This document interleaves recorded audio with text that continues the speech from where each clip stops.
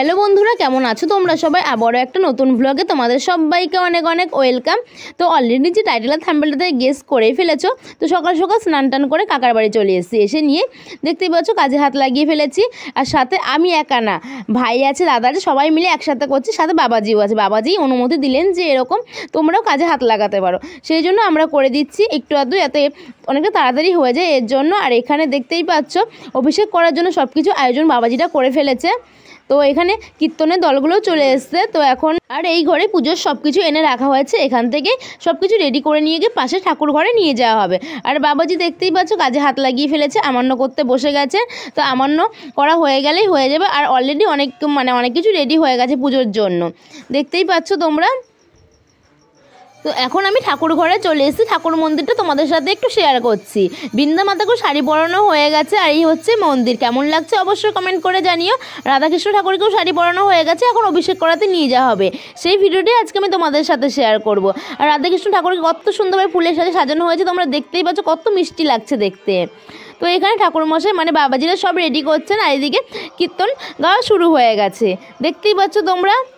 আর এই হচ্ছে আমার অবস্থা, দেখতেই পাচ্ছি দুদিন ধরে উপোস থেকে তারপরে ওপর নিচ করতে করতে এই অবস্থা হয়ে গেছে চোখ মুখের।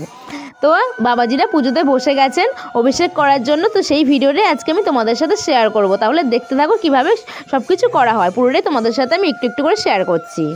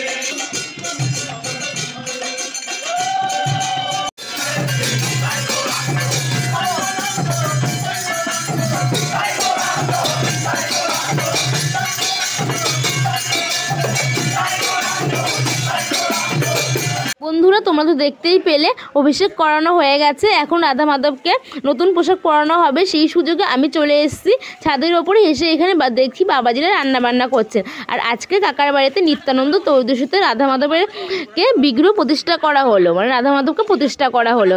তো এই তো আমার মুখটা তোমাদের দেখালাম। এখন একটু কষ্ট কষ্ট লাগছে, তাই না বন্ধুরা বলো? তো এতক্ষণ কেমন যেন লাগছিল, মুখটুক শুকিয়ে গেছে পুরো। এখন চলে এসেছি ঠাকুর মন্দিরে। এখানে রাধা মাধবকে রেডি করানো হচ্ছে। পুরোটাই তোমাদের সাথে আমি শেয়ার করব, তোমরা দেখতে থাকো আর সঙ্গে থাকো। আর এই হচ্ছেন আমার মিষ্টি কাকিমণি, উনি ফটো তোলাতে এখন ব্যস্ত আছে। সেই সুযোগে আমি একটু ভিডিও ক্লিপ নিয়ে রাখলাম, তোমাদের কাকির ফুল লুকটা দেখিয়ে দিলাম। অভিষেক করানোর আগে আমাদের ইচ্ছে ছিল যে তিলক পরার, কিন্তু বাবাজিদের টাইম হয়ে উঠছিল না, এর জন্য আর পড়া হয়নি। তারপরে আমরা এখন এই বাবাজির কাছ থেকে তিলক পরে নিলাম। তিলক পরে আমাদের কেমন লাগছে অবশ্যই কমেন্ট করে জানিও। রাধে রাধে, হরে কৃষ্ণ, জয় রাধা মাধব। তো এখন আবার ছাদের উপরে চলে এসেছে, এখানে লুচি ভাজা হচ্ছে, তো দেখতেই পেলে। আর এই হচ্ছে রাধা মাধব, কেমন লাগছে, কত সুন্দর লাগছে দেখে, মনে হচ্ছে পুরো বৃন্দাবন ধামে চলে এসেছি। বন্ধুরা তোমাদের সাথে পুরোটাই শেয়ার করলাম, দেখতেই পেলে। এখনও পুজো শেষ হয়নি, পুজো শেষ হতে হতে 5টা বেজে গেছিলো বিকেল। এখন যজ্ঞ হচ্ছে, তো দেখতেই পেলে পুজো শেষ হয়ে গেছে। এখন আমাদের পেট পুজো করার পালা। বাবাজির এই সাইডটায় বসেছে, আমরা ওই সাইডটায় বসবো। তো ভাইরাও বসে পড়েছে, তো আমরাও খেতে বসবো এখন। আজকের মতো ব্লগটা এখানে এন্ড করে দিচ্ছি। আর আজকের ভিডিওটা তোমাদের কেমন লাগলো অবশ্যই কমেন্ট করে জানিও। টাটা।